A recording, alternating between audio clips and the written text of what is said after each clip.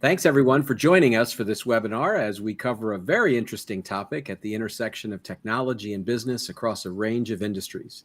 Today, we're going to take a look at cost savings, about an energy crisis in IT. It's about the true cost of legacy systems and how to cut the cord, so to speak.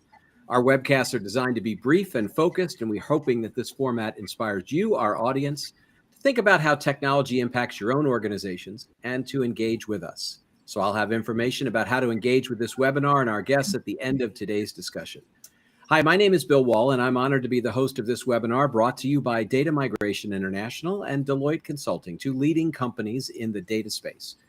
Deloitte, known worldwide for their services and their leadership in data governance standards and work on legacy application retirement services. And DMI, which provides the renowned JiVS information management platform that reduces data volumes, energy consumption, and operating costs while enhancing data quality, security, and compliance. I'm always fascinated about how companies apply technology and services to meet their IT challenges, so I'm really looking forward to today's discussion. Our guests today are from both companies, including Shruti Mishra, the content strategy leader at Deloitte Consulting, a great partner to DMI. And from Data Migration International is Jean-Marc Pistoni, one of the company's data migration experts. Welcome to you both. Thanks for joining. Thank you, Bill. Yeah, thanks for having us. So let's get started. Jean-Marc, why don't we start with a little bit of context quickly for our audience. What is DMI's primary business, and how challenging is this concept of migrating from legacy systems among the customer base? Thank you, Bill. Well, Data Migration International, we started 26 years ago. We're all too young to remember that, but it was back when the big R2 to R3 movement in the SAP space took place. That's where our roots are. We had a customer that said, look, we have to move to a new environment, but we don't want to move all the data into the new environment, yet have in a compliant way, also compliant and transparent way, access to all of our data. So that's how we started. We built that for that customer, and that evolved into a product called JiVS IMP. IMP stands for Information Management Platform, an integrated solution at the end of the day when it comes to data, holding data, but also being able to reuse it for different purposes. And one of our key, we call it use cases, is certainly the retirement of or sunsetting of legacy systems. And when it comes to those legacy systems, yes, there is a driver related to cost at the end of the day. However, there are other drivers as well, and I'm sure Shruti will actually shed some light on that too, which is simply related to the data itself and the value it holds.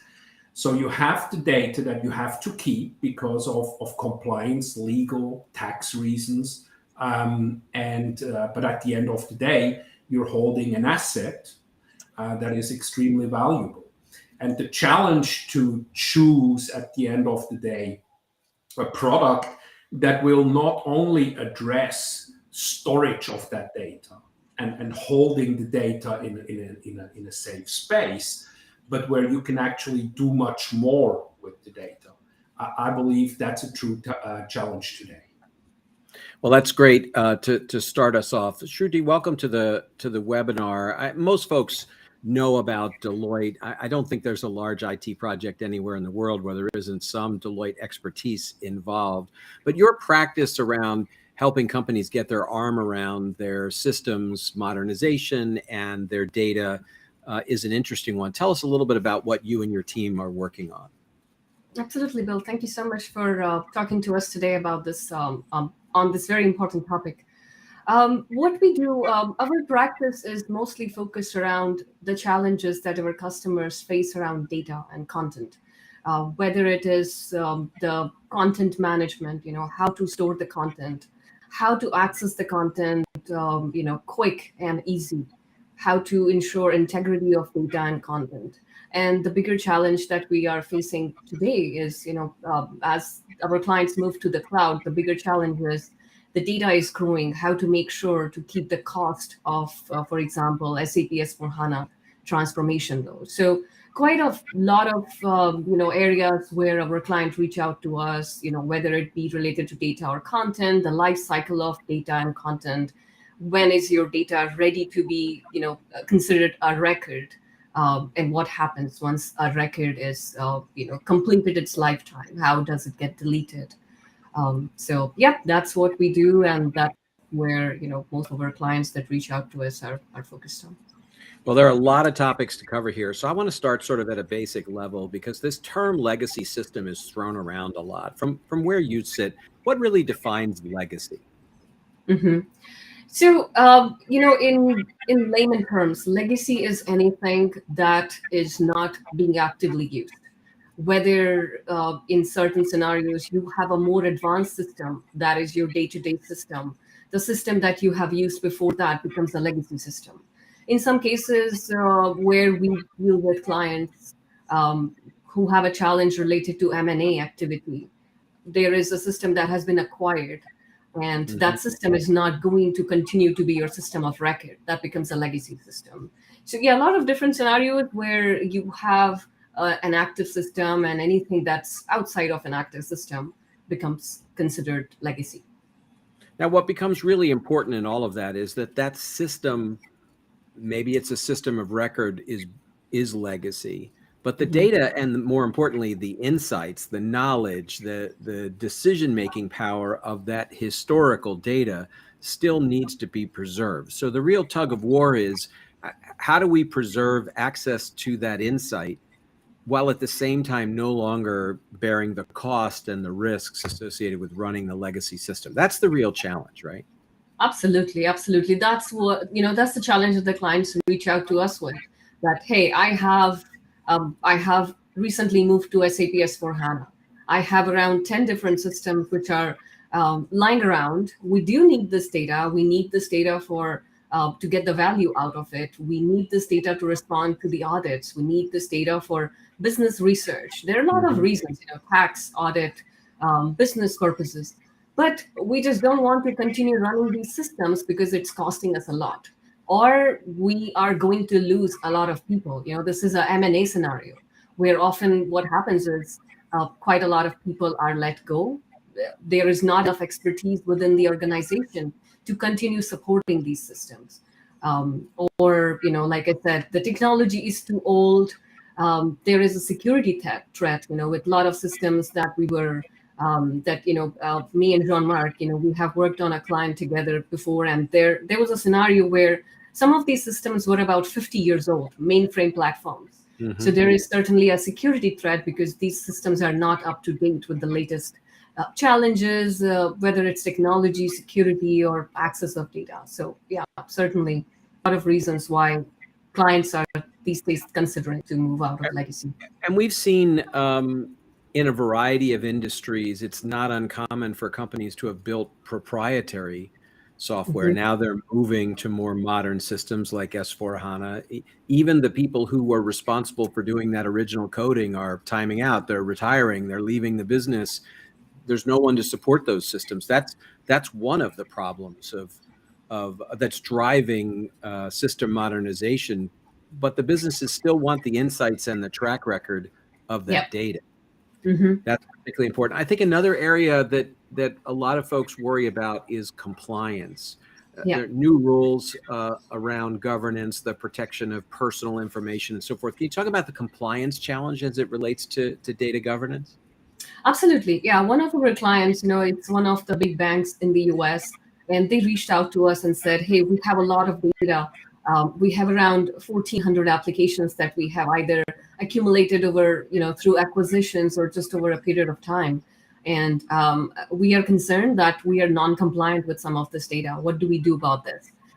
So certainly our recommendation is always, a lot of data is not always a good thing.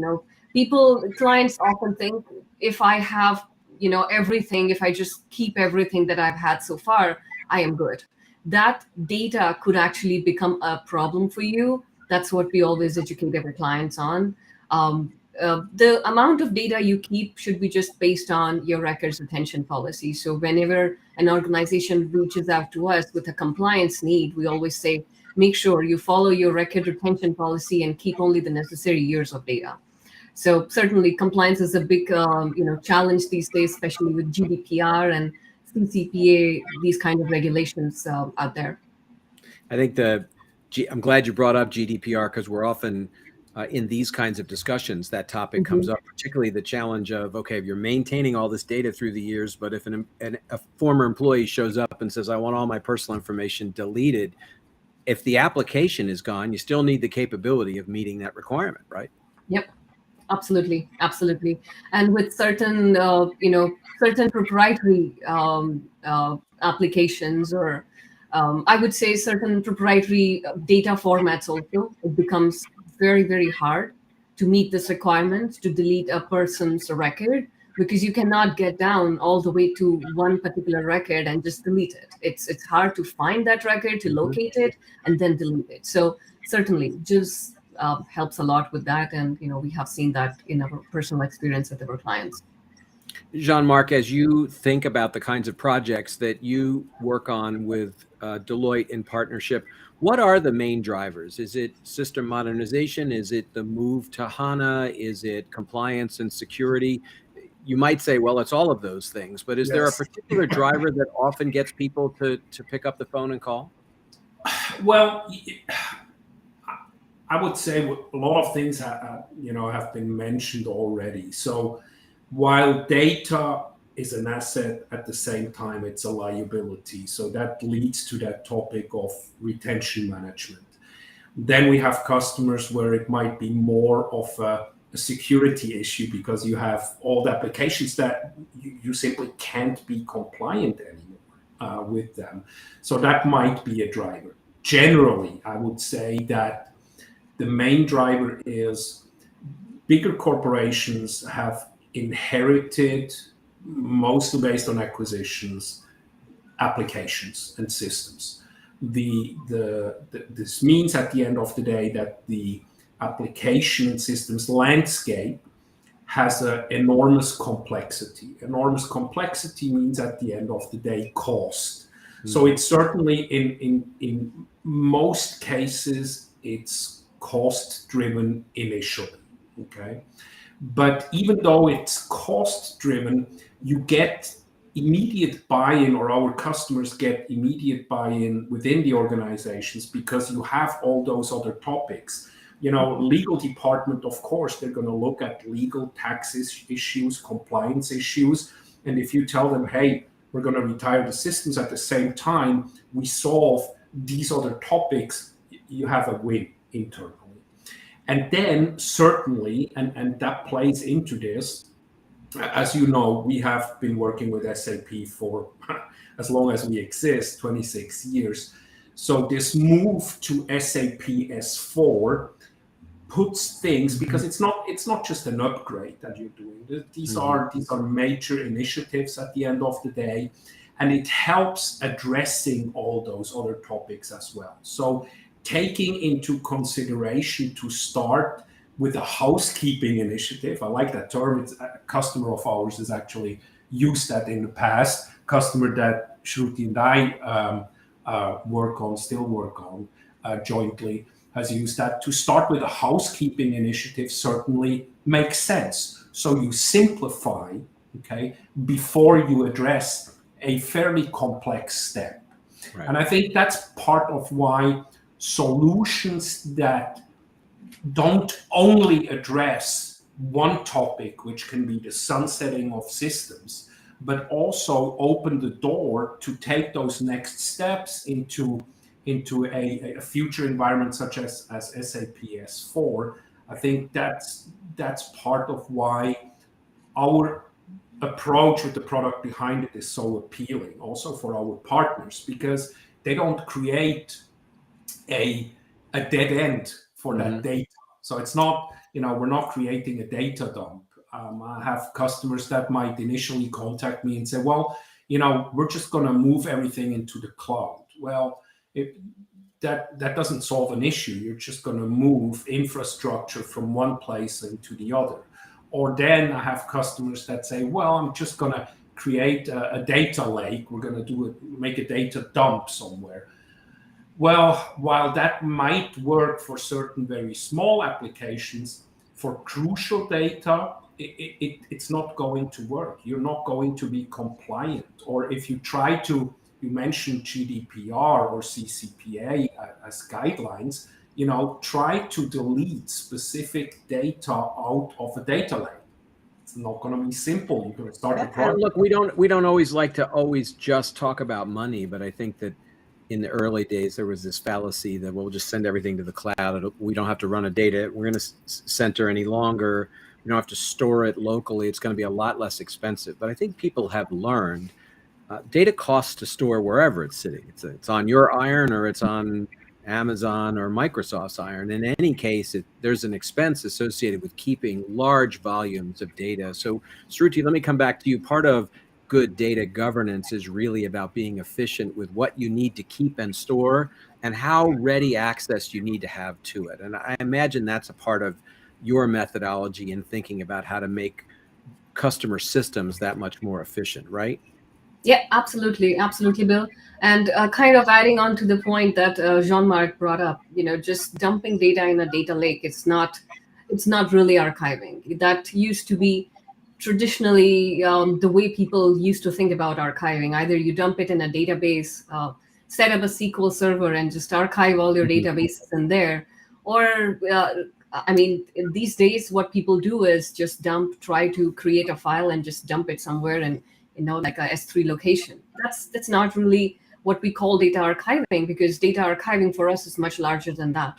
You not just make sure your data is archived properly, you have data integrity in place, which which is something JiVS is very good at, providing a completeness report. When you move the data from the source to your archive, it gives a 100% completeness report, making sure all your data is archived.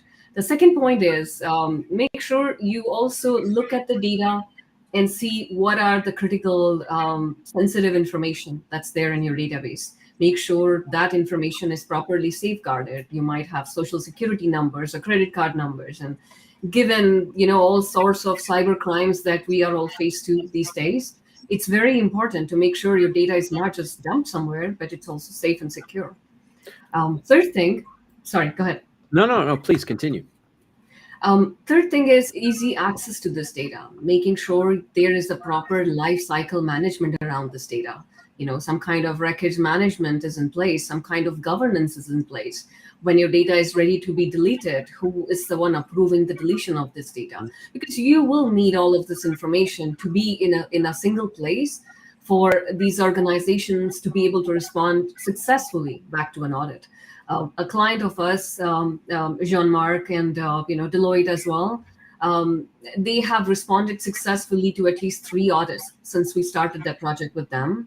And not even once there has been a question around who approved the deletion of this data. Was the life cycle complete? Was the data complete? Was the data secure? And people who are responding back to these audits, they have very easy access to get to this information and don't have to run back to your database administrators like they used to in the past, right? Running back to someone who owns these databases and scrambling through large piles of databases, trying to figure out where the actual content that they're looking for is, used to be the challenge, which is something we try to address. And this all together comprises of data archiving, not just dumping your file somewhere. I suspect that many of the audience watching our program today come from the world of IT and data, given the topic. Eventually, everyone rolls up to CEOs and boards of directors, and a lot of those individuals spend a lot of time thinking about the risks associated with systems migrations. Can you speak a little bit to Deloitte's experience around managing risk in this area, because it's certainly critical at the executive level? Absolutely, and this is a problem which is faced by the IT organization in every customer that we have worked with. How do we make sure that some of these legacy systems which are not supported by the current day technology will be successfully migrated? Mhm. So, for example, to give you one such instance, our client had lots of tapes.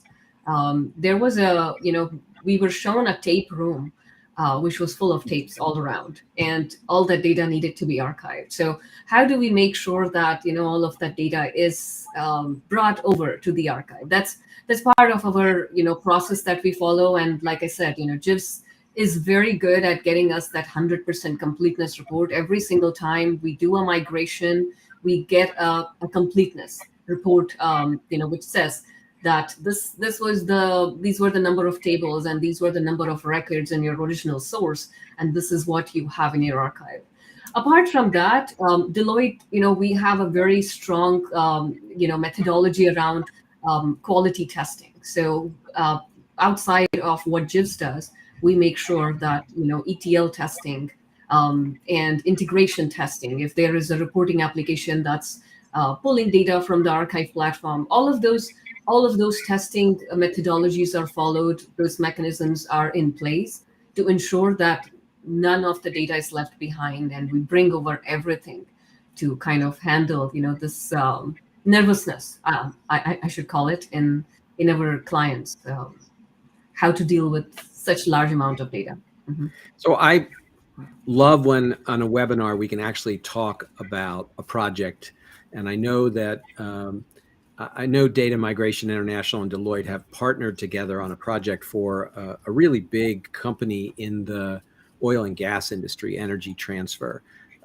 For the audience, if you haven't heard of Energy Transfer, they are what's called a midstream energy company, 120,000 miles of pipelines across 41 states here in the United States, transporting oil and gas products that basically impact all of our lives.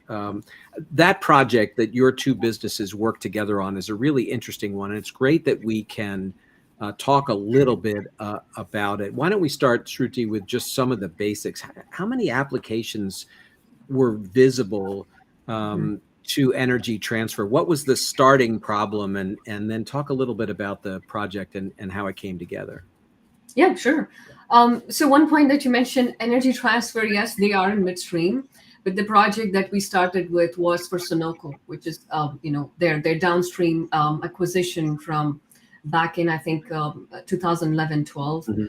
So they had acquired quite a lot of applications as part of this acquisition, and a very large mainframe platform, which was costing them quite a lot of dollars.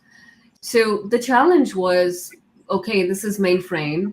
We have an entire team dedicated to supporting this mainframe system. It's costing us a lot of money. Just keeping up the platform is very expensive for us. What are the things we can do to optimize this process? So Deloitte was engaged, and we did an analysis of their systems, and how much each one of these systems, how much data is there, what are the challenges, the present day challenges with these systems, and how many users are there, what's the volume of data, how many people are supporting these systems, and what kind of reports are expected. Are there any legal holes on any of these applications right now? What kind of audits have been done on these applications in the past, and what was expected out of it? So pretty long list, pretty long laundry list of all these items. And we reviewed around, I think our very first engagement with them was around 45 applications. And out of 45, I think 40 of those were mainframe.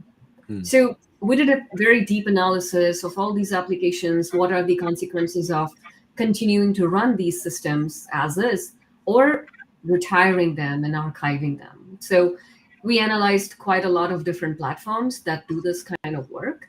And JiVS was, clearly a winner in what Energy Transfer was looking for. So in terms of, meeting all the requirements, whether it's the capabilities of the solution or the pricing, everything was as expected by Energy Transfer. And, that's when we started this very big project. And, it's been running for the last 4 years, very successful. I think Energy Transfer, our client, will speak highly of both JiVS and Deloitte, because it has been a very very successful journey.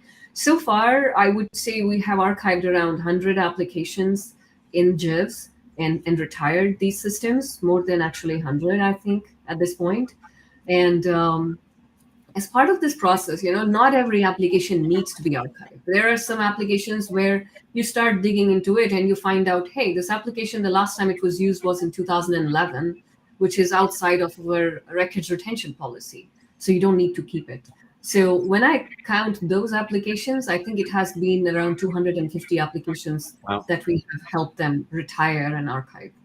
And it Jean-Marc, continues to. sorry, Jean-Marc, I was just going to say, not every project obviously is as large as what was done with Energy Transfer and Sunoco, but even mid-size and smaller companies have a range of applications that don't work well together. So as they streamline and modernize, they have these same kinds of challenges, right? Oh, they do at the end of the day. And I mean, we have customers that SAP as well as non-SAP applications, you can retire anything with JiVS. They might have one or two applications that they plan to retire initially. And then over time, they use JiVS for other purposes as well, maybe for right-sizing an operational database. Or to move to S4 if they had an ECC in place, even a non-SAP system in place, and move to S4. So the trigger can be anything. What I really like about this project is it encompasses everything. When you look at the requirements, typical customer grew based on acquisitions, inherited a lot of systems and applications. And then the cost, of course, was just enormous for those systems. So that's the technical requirement and perspective. But then we also have, and that's far more important in my book than just the technology side, is we have a customer, if you look at their end users, very diversified. It might be in finance, it might be somewhere out there, plant and maintenance workers, hands-on, that need access to that historical data. And they all come back and say, this solution is cool. We like to work with JiVS. So that's super rewarding. And people, to me, are in focus also when it comes to implementation. And this is why I can highly recommend Deloitte. Of course, on a personal level, this turned into an incredible collaboration, but they also go in and question the situation with the customer and guide the customer through a process where they prioritize. They say, does it make sense to retire or not? They talk about retention management. When you prioritize, you will have different triggers. One of them, again, might be cost because you have a license renewal coming, okay? But this project just encompasses all those elements in a really, really good way. It still is an extremely productive collaboration, I have to say. And it's successful at the end of the day on every layer. And of course, the technology layer is important as well. On top of that, Energy Transfer moved to S4, they were able to have those initiatives in-house, in parallel, coordinated, and that's another important job of that Deloitte is doing there, is certainly the coordination of those different initiatives. Because everybody always asks me, so, well, how big is the impact when it comes to business continuity and things like that, because that's key at the end of the day.